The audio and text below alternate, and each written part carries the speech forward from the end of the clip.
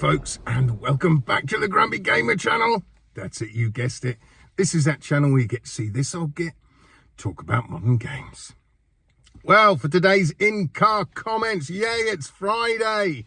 The weekend is here. It's going to be a lovely weekend over where I live. So I know I'm going to be out. I'm going to be out in that tub, just chilling in the sunshine. But I'm also going to be playing a lot of games as well. Now, a couple of things I want to discuss today. First, a great bit of news for anybody who's been dying to get into VR but can't quite muster up the money to pay the extortionate price of £550 for the PSVR2. Well, it's finally getting a permanent price drop to £399. So £399 in the UK. I think it's €399 as well, something like that. So it's 150 quid off. Now it's $399, strangely, if you buy just the unit on its own, or if you buy it with a Horizon Call of the Mountain bundle. So I'd always advise getting that, because that's a great little game. It's quite limited, but it's fun.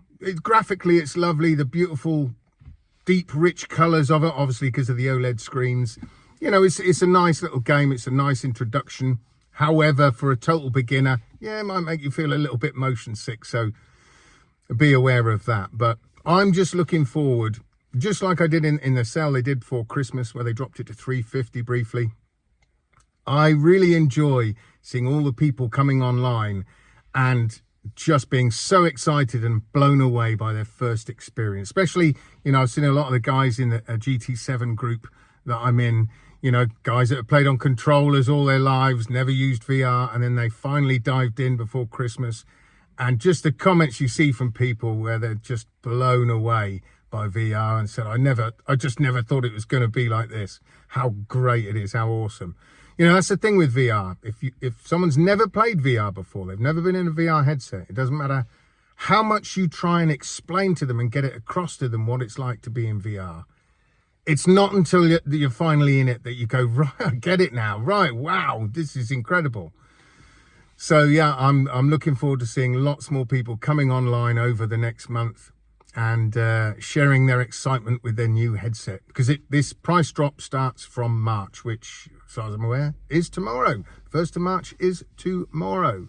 So yeah, great news. Absolutely great news. What does it mean for us? Well, the more people obviously that buy the headset and invest in the headset, then the more chance we've got of getting better and better games that have more investment in them, because obviously it'll be worthwhile as the player base grows. Now, I think the PSVR2, now that it's had this price drop, I do think that by the end of its life cycle, I do think it's going to do as well, if not better, than the PSVR1. I really do. Yes, it's had a slow start over its first couple of years. Yes, it's had its ups and downs.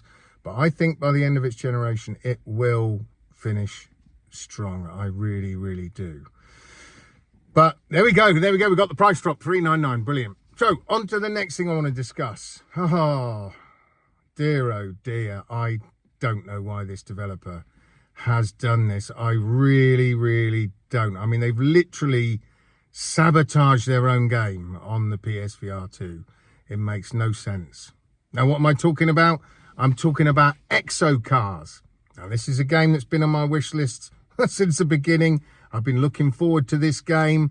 They told us there was going to be wheel support, but apparently now, no, they're taking wheel support away. And why are they doing that? Because apparently the little snowflakes out there of the community complained too much about unfair advantage. So they listened to them and they've taken away wheel support. Now, I know there's going to be many of us that will just drop this game like a stone, won't even bother picking it up. Because why, oh why, when I've got a racing rig, would I want to play a racing game with a controller and VR? Makes absolutely no sense at all. And why bother? I just won't, you know, and I've spoken to lots of people since yesterday. They're saying exactly the same. No, it's going to be a hard pass from me then. So literally, before it's even released, Joyway have shot themselves in the foot by taking away wheel support. It's literally madness, absolutely madness. And this nonsense that, oh, because of unfair advantage. Well, hang on a minute. Look at GT7. You go into any group on social media about GT7 and you hear the conversations about wheel drivers and controller drivers.